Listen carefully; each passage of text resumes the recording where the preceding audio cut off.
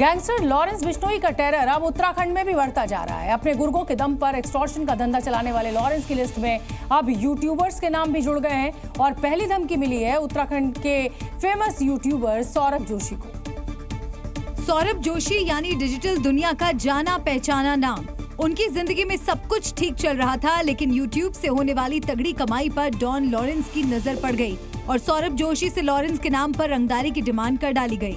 एक लेटर जो उनके घर से कोई डाल गया, उसमें 2 करोड़ रुपए की मांग की गई है। न देने पर जान से मारने की धमकी दी गई है। लॉरेंस के नाम से दी गई धमकी का लेटर सौरभ जोशी के घर में पड़ा मिला, जिसमें लिखा है, नमस्ते श्री सौरभ जोशी, मैं करण बिश्नोई लॉरेंस बिश्नोई गैंग से हूँ। ये पत्र आपको एक महत्वपूर्ण सूचना देने के लिए भेजा जा रहा है। हमारे पास लॉरेंस बिश्नोई ने आपको हमारी गैंग को 2 करोड़ रुपए नकद देने का आदेश दिया है। यदि आप नकद राशि नहीं देते हैं तो आपको या आपके परिवार के किसी भी सदस्य को मारने का आदेश दिया गया है। हम 5 दिन तक आपके जवाब का इंतजार करेंगे। लेटर मिलते ही यूट्यूबर सौरभ जोशी के होश उड़ गए। वो फौरन भागकर पुलिस के पास पहुंचे, लेकिन एक यूट्यूबर लॉरेंस गैंग के निशाने पर क्यों आया, इसके पीछे भी बेहद दिलचस्प कहानी है। दरअसल ये सारा का सारा खेल पैसों का है। सौरभ जैसे तमाम यूट्यूबर सोशल मीडिया से तगड़ी कमाई करते हैं। लॉरेंस और उसका गैंग रंगदारी के पैसों पर ही पलता है। लिहाजा किसी जानी मानी हस्ती के बजाय यूट्यूबर को टारगेट करना इस गैंग के लिए आसान है। शायद यही वजह रही होगी कि लॉरेंस गैंग से सौरभ जोशी को धमकी मिली। 25 साल के सौरभ जोशी यूट्यूब पर 29.8 मिलियन सब्सक्राइबर्स हैं। अनुमान के मुताबिक सौरभ यूट्यूब से प्रतिदिन 1.5 से 2 लाख तक कमाते हैं, यानी महीने की अनुमानित कमाई 1 करोड़ के आसपास है। सौरभ कई गाड़ियों और प्रॉपर्टी के मालिक हैं। शायद उनकी इसी कमाई पर लॉरेंस गैंग की नजर है, तभी तो धमकी दी गई। 2 करोड़ नहीं मिले तो परिवार का एक सदस्य कम हो जाएगा। हालांकि पुलिस कह रही है कि जांच शुरू कर दी गई है। पुलिस द्वारा एफआईआर दर्ज कर ली गई सुसंगत धाराओं में एक्सटॉर्शन और जान से मारने की धमकी के संबंध में। हमने सीसीटीवी भी खंगाले, कई महत्वपूर्ण सुराग लगे हैं। सवाल यह है कि देश भर में फैले लॉरेंस के गुर्गों पर कोई भी एजेंसी लगाम लगाने में कामयाब क्यों नहीं हो पा रही। गुर्गों के दम पर एक्सटॉर्शन का धंधा चलाने वाले लॉरेंस के गैंग का नेक्सस आखिर कब तक ऐसे ही चलता रहेगा। जेल में बंद लॉरेंस बिश्नोई को 2 टके का गैंगस्टर बताने वाले पप्पू यादव को एक बार फिर धमकी मिली है और इस बार धमकी पाकिस्तान से दी गई है और लॉरेंस गैंग ने 24 दिसंबर तक उन्हें मारने की बात कही है। फोन पर मिली इस धमकी का ऑडियो पप्पू यादव की तरफ से जारी किया गया, जिसे सुनने पर साफ पता चलता है कि पप्पू यादव के लिए लॉरेंस गैंग कितना बड़ा खतरा बना हुआ है। हमारे साथी ने तेरे को नेपाल से फोन किया समझाने के लिए कि भाई से माफी मांग ले, लेकिन तू सुधरने का नाम ही नहीं ले रहा है। तू उल्टा उसी पे चढ़ रहा है। तू अभी तक हमारे टारगेट पर उसको बोल दे, अभी बच रहे उसके आसपास लोग हैं, लेकिन एक न एक दिन की मौत मारेंगे।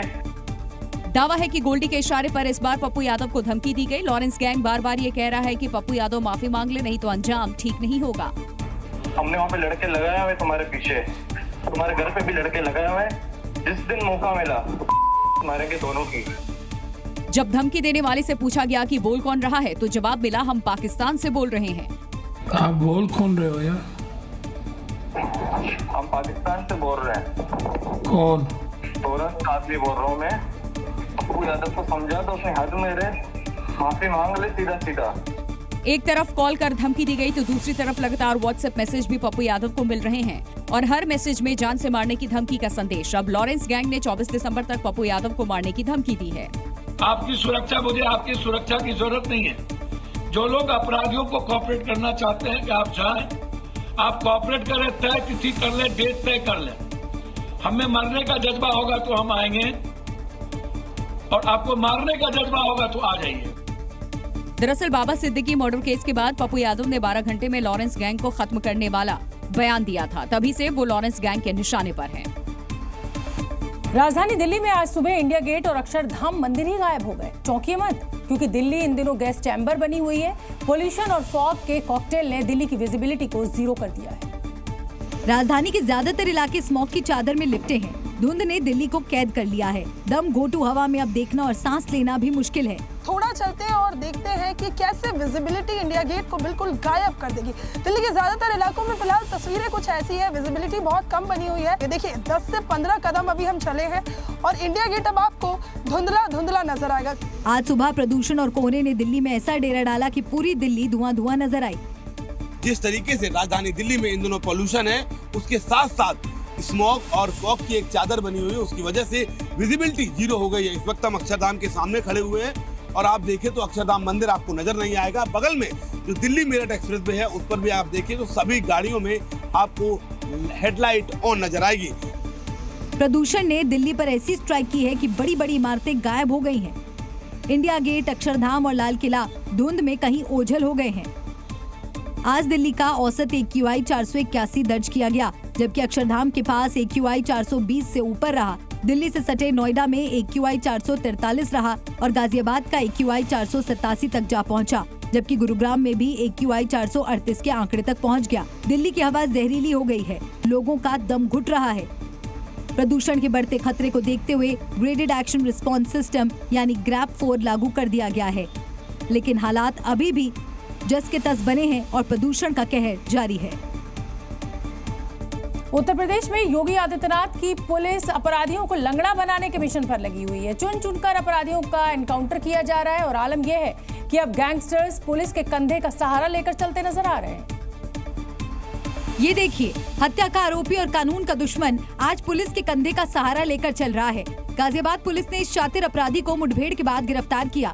इस बदमाश ने 1 महीने पहले हत्या कर लाश को रेलवे ट्रैक पर फेंक दिया था। पुलिस की पार्टी ने इन्हें रोकने का प्रयास किया तो इनके पास जो तमंचा था उससे जान से मारने की नीयत से इन्होंने पुलिस के पार्टी पर फायर कर दिया, जिसमें कि अपने बचाव में पुलिस को जवाबी फायरिंग करनी पड़ी और इसमें एक व्यक्ति के पैर में गोली लगी है और जो दूसरा व्यक्ति बाइक पर सवार था उसको मौके से गिरफ्तार कर लिया गया है। नोएडा पुलिस ने भी आज 2 बदमाशों को अपनी गोली का शिकार बनाया। जानकारी के मुताबिक थाना सेक्टर 39 में पुलिस ने मुठभेड़ में 2 बदमाशों को पकड़ा। इन दोनों बदमाशों के पैर में गोली लगी। पुलिस ने इनके पास से 80 लाख कीमत की ज्वेलरी और 1.5 लाख रुपए कैश भी बरामद किए हैं। ये शातिर अपराधी बंद घरों में लूट की वारदात को अंजाम देते थे।